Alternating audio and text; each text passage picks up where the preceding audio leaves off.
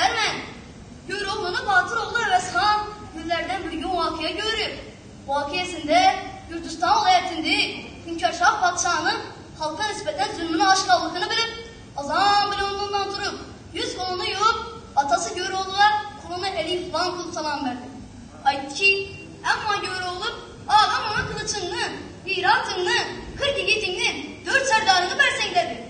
Ben şu Gürcistan vilayetinde Hünkârşah padişahı ben bir bak bunu sinek görsen baytıp duran sözü.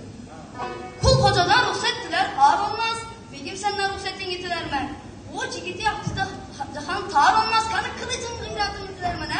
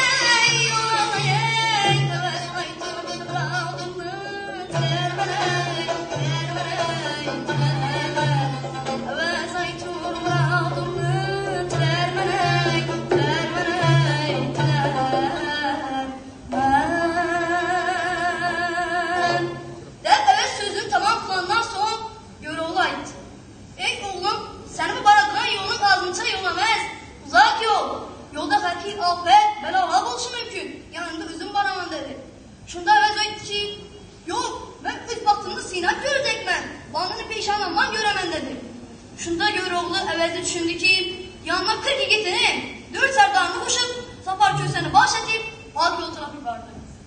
Əvəz köp yol yürüp, Gürcistan vilayetinin çekeresinden öttü. Şu pek Hünkârşahın əskerleri